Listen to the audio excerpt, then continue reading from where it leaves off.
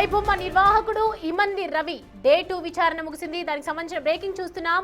రెండో రోజు పలు కీలక అంశాలను సైబర్ క్రైమ్ పోలీసులు రాబట్టారు. అంతేకాదు రవికి సినిమాలు సప్లై చేసిన వారి వివరాలు కూడా సేకరించారు.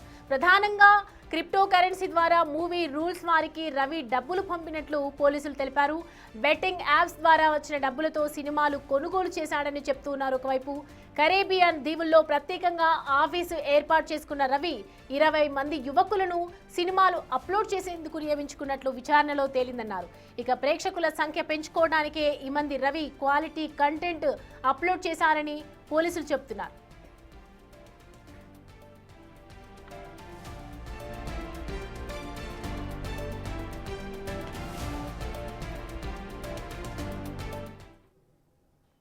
రైట్, ఈ అంశానికి సంబంధించి పూర్తి డీటెయిల్స్ అందించడానికి మా ప్రతినిధి సాగర్ జాయిన్ అవుతున్నారు లైవ్ లో. సాగర్, రవికి సంబంధించి ఎంక్వైరీలో ఇంకా 20 మంది యువకులు ఉన్నారని చెప్తున్నారు. వాళ్ళ గురించి కూడా ఎంక్వైరీ చేసే ఛాన్సెస్ ఉన్నాయా? అలాగే వెబ్సైట్ కాకుండా మరో వెబ్సైట్లు కూడా ఓపెన్ అవుతున్నాయి అని చెప్తున్నారు. దానికి సంబంధించి ఏంటి డీటెయిల్స్? ఐబొమ్మ రవి కేసులో సైబర్ క్రైమ్ పోలీసులు రెండో రోజు విచారణలో కొన్ని కీలక అంశాలు విచారణలో వెల్లడైనట్లు కూడా తెలుస్తుంది.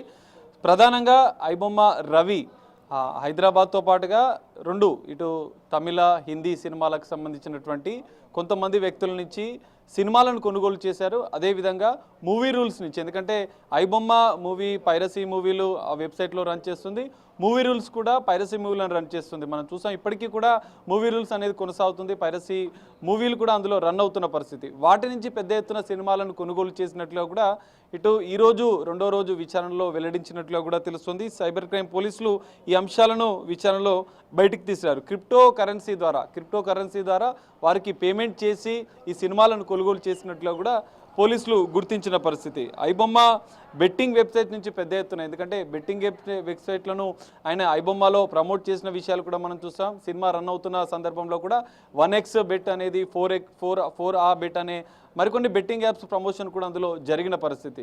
సో ఆ బెట్టింగ్ యాప్స్ ప్రమోట్ చేసినటువంటి వాటి నుంచి డబ్బులు వచ్చిన వాటితోనే, ఆ డబ్బుతోనే మూవీ రూల్స్ నుంచి కావచ్చు, మరికొంతమంది నుంచి కూడా వెబ్సైట్ల నుంచి కూడా పెద్ద ఎత్తున సినిమాలు కొనుగోలు చేసినట్లు కూడా సైబర్ క్రైమ్ పోలీసులు గుర్తించారు. ప్రధానంగా కరేబియన్ దీవుల్లో తన పౌరసత్వం ఉంది, అక్కడి నుంచే కూడా సర్వర్లను పెట్టి పైరసీ మూవీలు రన్ చేస్తున్నట్లుగా కూడా సైబర్ క్రైమ్ పోలీసులు ఇప్పటికీ గుర్తించిన నేపథ్యంలో అక్కడ ప్రత్యేక కార్యాలయాన్ని ఐబొమ్మ రవి ఏర్పాటు చేశాడు. ఆ కార్యాలయం నుంచే మూవీలను అప్లోడ్ చేసినట్లుగా కూడా ఇటు సైబర్ క్రైమ్ పోలీసులు రెండో రోజు విచారణలో గుర్తించారు. దాదాపు 20 మంది యువకులను ఇందుకోసం వెబ్సైట్లలో పైరసీ మూవీలను అప్లోడ్ చేసేందుకు, ఆ కంటెంట్ని అప్లోడ్ చేసేందుకు కూడా 20 మంది యువకులను తను ఉద్యోగులుగా పెట్టుకున్నట్లుగా కూడా సైబర్ క్రైమ్ పోలీసులు రెండో రోజు విచారణలో గుర్తించారు. మరికొన్ని కీలక అంశాలు 3 రోజుల ఇంకా కస్టడీ విచారణ మిగిలే ఉంది.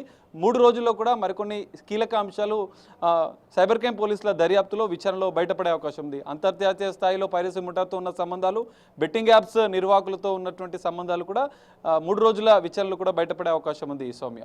Right Sagar, thank you.